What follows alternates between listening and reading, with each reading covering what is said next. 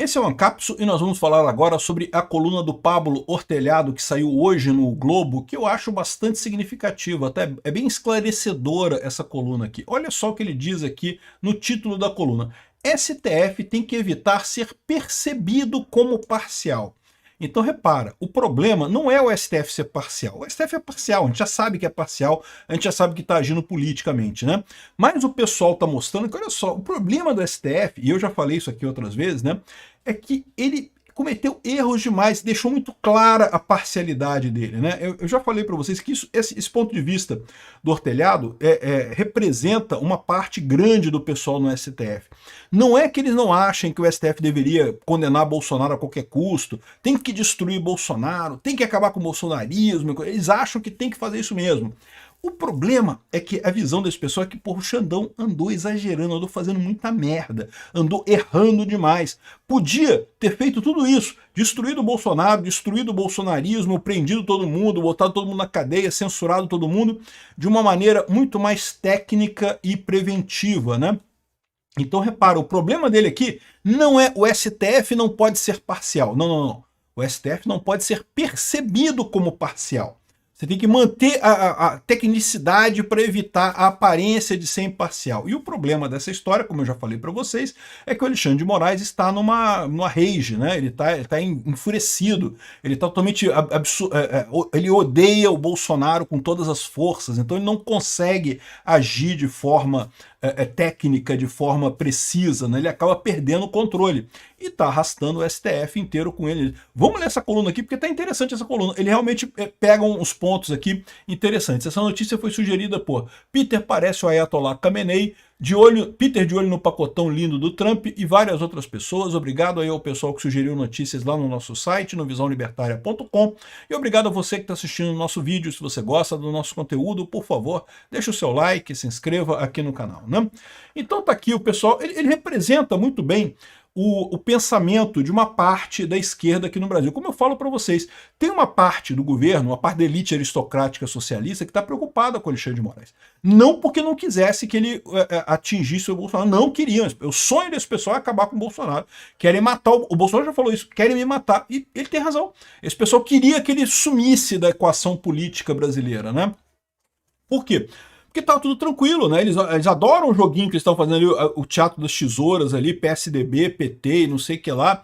E o Bolsonaro atrapalhou esse esquema deles, pô. Porra, jogou água na sopa, pô. Atrapalhou a coisa toda, né? Então ele fala aqui, ó, a justiça tem que ser firme na proteção das instituições, mas de maneira técnica, serena e proporcional. Ou seja, o que ele está dizendo aqui? Xandão, seu burro, tu foi um idiota, não foi técnico, não foi sereno, não foi proporcional e fez merda pra cacete, e agora tá todo mundo vendo que a gente é parcial pra cacete. É isso que ele tá dizendo aqui, ele tá esfregando na cara do Alexandre de Moraes o erro do idiota, né? Então tá aqui, ó, ele vem aqui, ó. Há alguns anos, o Supremo, diante dos descaminhos autoritários do bolsonarismo, eu queria entender isso, cara. Que descaminho autoritário do bolsonarismo. O bolsonarismo acatou todas as ordens do Alexandre de Moraes, tudo quanto é ordem que foi emitida pelo STF, por mais que o pessoal discordasse, foi acatada pelo Bolsonaro, né? Não teve um único momento em que o Bolsonaro afrontou o Congresso, afrontou o STF, chegou perto de vazar as linhas da Constituição, e no entanto esse pessoal continua falando não do autoritarismo, porque ele era autoritário, ele queria muitas ideias dele. Ué, mas ele foi eleito pelas ideias dele, ele tem o direito de perseguir as ideias dele. Ah, mas ele queria liberar armas para as pessoas. Exato! Ele foi eleito para isso. As pessoas deram para ele um mandato para liberar as armas. E aí o pessoal, não, porque é autoritarismo e não sei o que lá. Então, o Supremo adotou a teoria da democracia militante. E aí ele fala aqui sobre um jurista alemão que teria falado esse negócio. Olha só, eu não sei não, eu acho que ele devia tomar cuidado na hora de citar juristas alemães da década de 30, porque muitos desses juristas alemães acabaram apresentando exatamente a justificativa do nazismo, tá? Eu confesso para vocês que eu nunca li esse cara aqui, o Lowenstein, mas tem um monte de gente, se o pessoal acha que todo mundo na Alemanha lutou contra o nazismo, eles estão errados, né? É um erro, o nazismo foi um erro, ninguém tem dúvida disso, mas uma parte sensível da Alemanha abraçou o nazismo, né?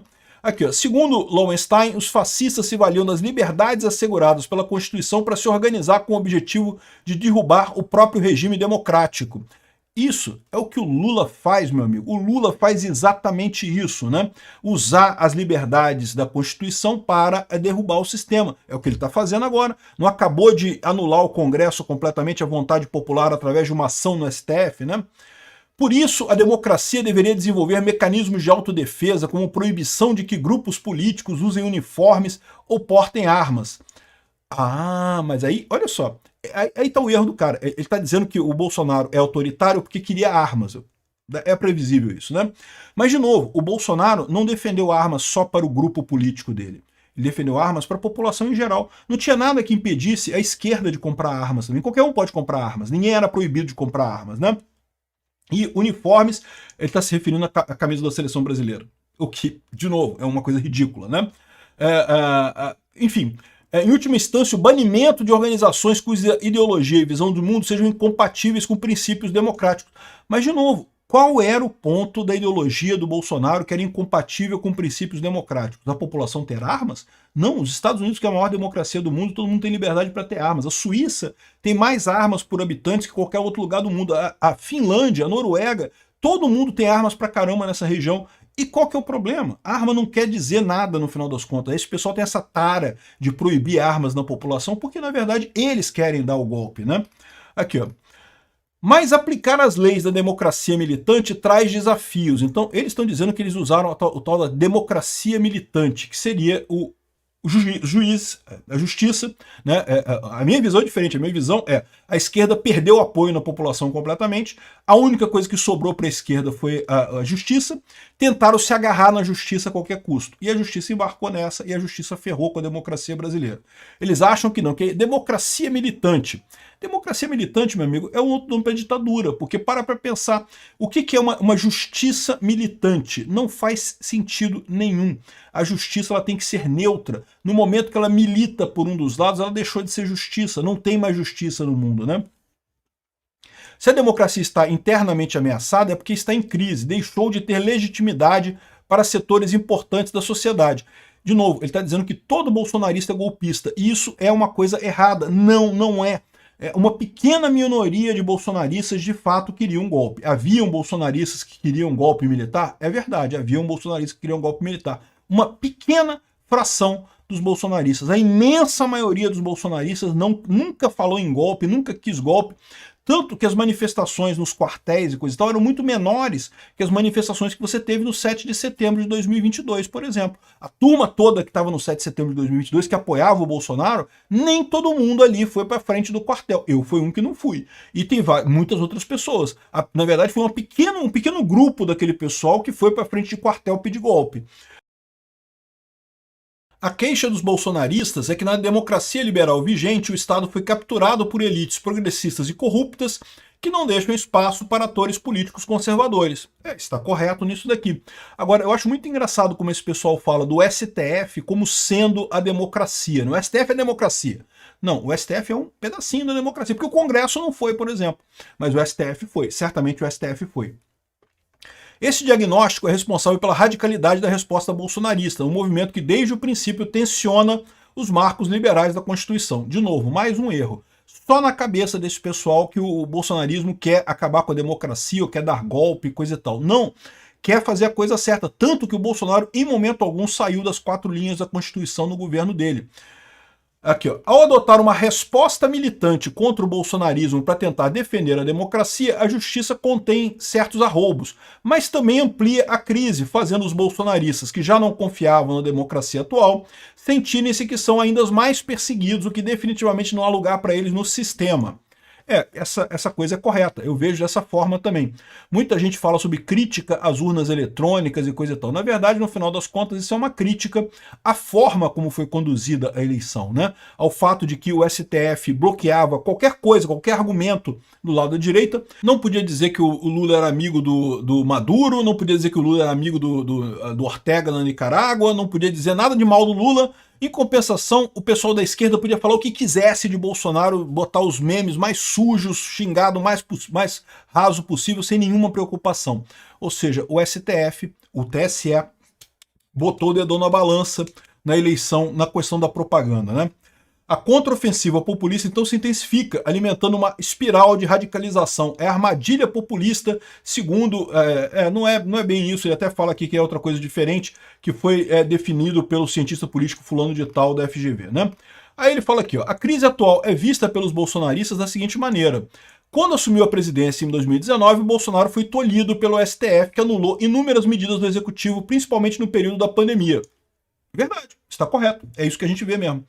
Ao agir assim, o STF sequestrou a soberania popular expressa no voto a Bolsonaro. É exatamente, o Pablo Atelado está entendendo o problema. Depois das eleições de 2022, Bolsonaro foi atrapalhado de todas as maneiras por um TSE enviesado. De novo, dedão na balança, exatamente o que aconteceu. Mesmo depois de perder a presidência, ele foi prejudicado pela justiça com uma acusação fantasiosa de golpe de Estado que serviu apenas para caçar seus direitos políticos. Enquanto os bolsonaristas apelarão então para os Estados Unidos em busca de socorro, o STF respondeu colocando uma tornozeleira no presidente. Exatamente. Agora, a prisão do Bolsonaro é iminente, não há mais saída para os conservadores no regime atual, eles estão condenados a tentar destruí-lo, né? E o ponto que eu coloco para o Ortelhado aqui é a similaridade disso daqui com o que aconteceu em 64, né? Porque, de novo, em 64 houve basicamente a mesma coisa. A esquerda brasileira queria dar um golpe. Tinha um monte de gente no governo da esquerda, do Jango, do Brizola e coisa, que queria dar um golpe. Conseguiriam dar um golpe? Não, não conseguiriam dar um golpe. Era impossível dar um golpe naquele momento. Não teria golpe da esquerda em 64. Mas os militares aproveitaram aquela ocasião para dar um golpe, né? Exatamente o golpe de 64. E aconteceu exatamente isso que você está descrevendo, Ortelhado. A esquerda se sentiu aqui no Brasil incapaz de fazer qualquer coisa, não tinha alternativa política para fazer a sua voz valer no debate político brasileiro. Por mais que eu seja de direita, que eu acho que a esquerda estava errada naquela época, que felizmente eles não tomaram o poder aqui, porque se tivesse tomado o poder a gente teria virado uma Cuba da vida muito piorada no final das contas, mas a verdade é essa, eles foram excluídos do debate político, foram tirados para fora. E aí como é que eles responderam? Eles responderam com movimentos radicais. E é isso que eu temo. Porque o que está acontecendo agora? A esquerda está proibindo a direita de se manifestar. O que vai acontecer? Qual que é o resultado natural disso? É a formação de grupos de resistência da direita para tentar usar armas para resolver a coisa. Não tem outra alternativa, a gente não pode falar na arena política, não temos mais voz na arena política, vamos partir para a revolução, né?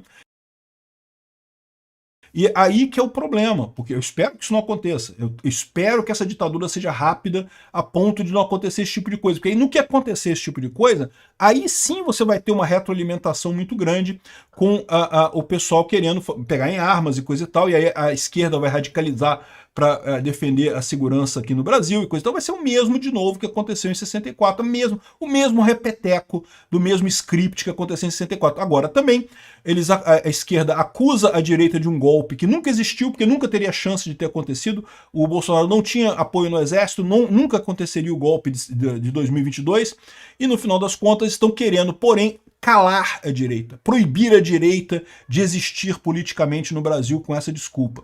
Ah, mas eles querem a direita limpinha, a direita PSD. Mas isso não é direita, isso é um pedaço da esquerda meio diferente, né? Aqui, ó, esse entendimento que consolida uma parcela ampla da população precisa ser revertido enquanto ainda há tempo. Se o STF entendeu que precisa adotar a tese da democracia militante, ele precisa se tornar político por inteiro e não apenas pela metade. Aqui ele está falando o seguinte: aquilo que eu falei para vocês, esse pessoal já está há muito tempo, o pessoal da SF descobriu que pode fazer política. Caramba, e é facinho, eu posso mandar qualquer coisa, e ninguém pode contestar, porque se qualquer um contestar vai vir para o STF, sou eu mesmo que vou decidir. Oh, que maravilha, eu posso fazer política de maneira fácil, né? Só que esse pessoal, embora possam ser juristas com conhecimento e coisa e tal, são políticos de merda, políticos inexperientes, fizeram um monte de merda. O que ele está falando aqui é isso aqui, ó. Hoje, ele é político ao agir duramente na proteção das instituições democráticas. Não, ele é político duramente na hora de tentar defender a esquerda. Mas não é político ao não se preocupar que suas ações podem ampliar a crise da democracia.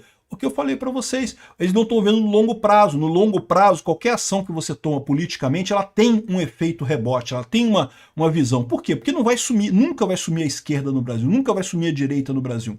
A questão toda é que o mundo inteiro está caminhando mais para a direita neste momento, e esse pessoal está tratando a coisa como se fosse uma lombada no caminho, uma pedra no caminho que tem que ser superada, o tal do bolsonarismo, né? A missão da justiça que quer proteger a democracia liberal é dupla. Por um lado, ela precisa conter os excessos antidemocráticos com firmeza. Por outro, não pode fazer isso de maneira que seja percebida como parcial, impedindo a expressão política dos conservadores. O que ele está falando aqui? É aquela crítica que eu falei para vocês, que não é de hoje, tá? Isso que já tem lá no STF há muito tempo.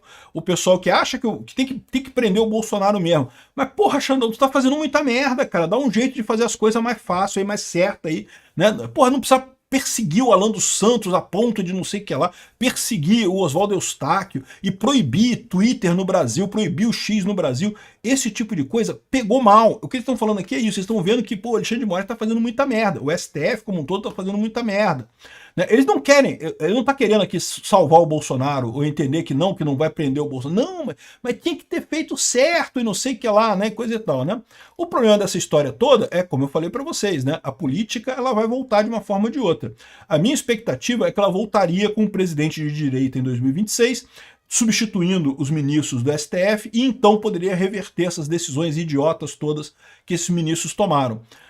Mas a verdade é que agora virou guerra aberta. Com a entrada dos Estados Unidos virou guerra aberta. E qual vai ser o resultado disso, ninguém sabe, meu amigo. Guerra você sabe como é que começa, nunca sabe como termina, né? Aqui, ó. Se quiser evitar que a crise da democracia se agrave, o STF precisa ter uma sensibilidade estratégica e visão de longo prazo. Não basta conter o populismo, é preciso também desarmá-lo. Não adianta vencer as primeiras batalhas se essas vitórias contribuem para a derrota na guerra. O que o cara tá falando aqui, literalmente, é: solta o Bolsonaro, acaba com esta porra, acaba com esse processo contra o Bolsonaro. Se você tentar ganhar do Bolsonaro agora, né, essa primeira batalha, né, vamos tornar o Bolsonaro inelegível, tirar de 2026 e não sei o que lá, prender ele, coisa e tal, vai dar merda mais adiante, é melhor deixar o cara sair agora, literalmente. Então eu acho que é importante esse recado que ele tá dando aqui, porque esse pessoal... o Alexandre de Moraes ouve esse tipo de gente, não ouve o Ancapso, não ouve a gente aqui. Eu já estou falando isso há um tempão, ele não vai ouvir, né? Mas esse pessoal, ele pode ouvir. E o que ele está falando aqui, literalmente, é, meu amigo, abre mão, deixa o Bolsonaro para lá, deixa passar anistia, liberar todo mundo e pronto. Vamos seguir agora para a próxima etapa, vamos tentar ganhar a guerra e não ganhar uma batalha só, que seria a prisão do Bolsonaro. O Alexandre de Moraes vai ouvir? Não, porque o Alexandre de Moraes está cego pela raiva, o Alexandre de Moraes já tomou isso pessoalmente, ele não consegue mais fazer a coisa técnica, né? No final das contas ele já está movido pela bile, e meu amigo, pode ter certeza, você tomar decisão movido pela bile não é uma coisa boa no final das contas, né? Então, isso é interessante a coluna dele, mas não vai mudar nada.